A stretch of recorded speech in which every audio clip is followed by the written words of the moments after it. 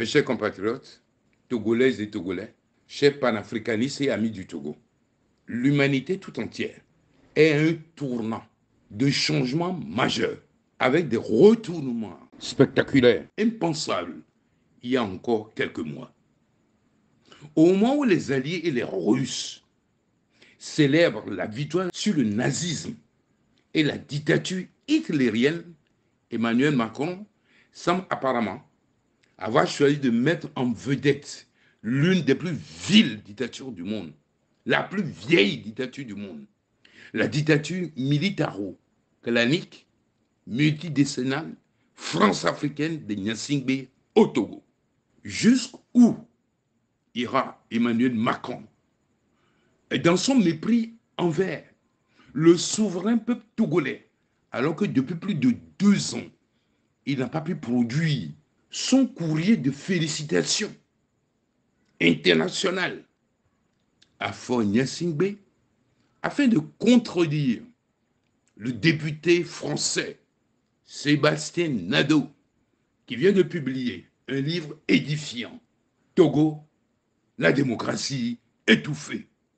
Jusqu'où ira la subversion du droit international par la France, complice de la confiscation de la souveraineté du peuple togolais, réaffirmée le 22 février 2020, au moment où Fort Gnassingbé foule au pied l'arrêt numéro ECW CCI JUD 11 2022 du 24 mars 2022 de la Cour de justice de la CEDEAO, condamnant triplement l'État togolais et ordonnant la réparation du préjudice pour lequel le président légitime du Togo, son Excellence, Dr Gabriel Agbéoumé Messan Kojo, et le patriarche de la nation, son Excellence, Monseigneur Philippe Fanako Bodjoro,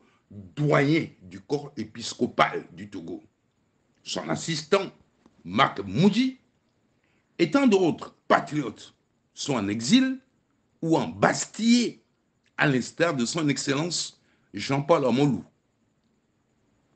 Jusqu'où se fera complice la communauté internationale de la violation criarde des droits de l'homme et de la condition du Togo.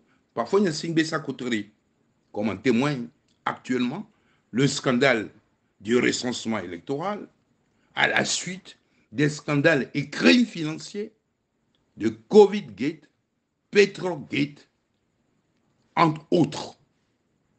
Mes chers compatriotes, Togolaises et Togolais, chers panafricanistes et amis du Togo, ce qui a été naguère n'a pas continué, car la vie est un changement ininterrompu.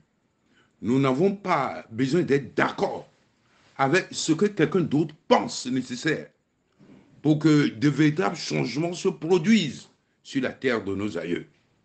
Nous avons besoin d'être en alignement seulement avec notre ferme volonté de souveraineté intégrale du Togo, sitôt parce que seul le peuple togolais est victime au quotidien de la mauvaise gouvernance du naufragé du 22 février 2020 et a le droit d'exiger ce qu'il pense meilleur pour l'équilibre des intérêts, la justice sociale et la prospérité partagée pour tous. Fini le ton du changement à l'ancienne de la France-Afrique avec les compromissions au service des intérêts étrangers dans le mépris du droit fondamental au bien-être des peuples opprimés et plus spécialement du peuple togolais déshumanisé.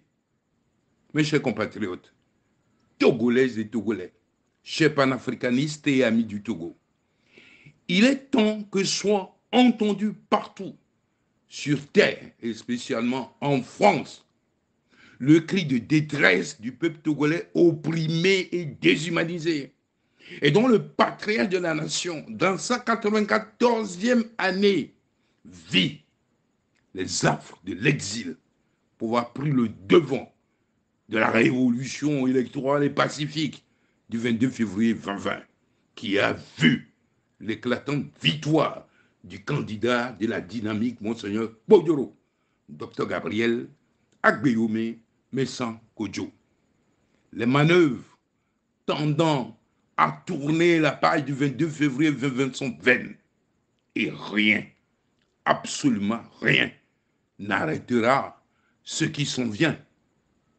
Nonobstant les gesticulations politiciennes, et ce, d'où qu'elles viennent. Souverain peuple togolais, debout avec vaillance et en avant, toutes, résolument, vers la libération nationale et la souveraineté intégrale du Togo. Soldats, marins, aviateurs, douaniers, forestiers, en vos rangs et grades différents, vous prolongerez votre vie et apporterez la joie dans vos foyers en ce tournant particulier de la tumultueuse histoire politique de notre pays, en prenant Dieu, le Créateur, comme unique boussole. Il est le seul et unique maître à qui vous devez avant tout obéissance. C'est pourquoi je vous invite à craindre son décret de libération du Togo et à honorer son saint nom.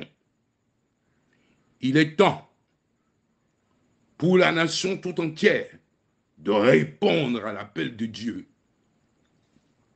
pour libérer les captifs et faire droit aux plus vulnérables de tous les horizons.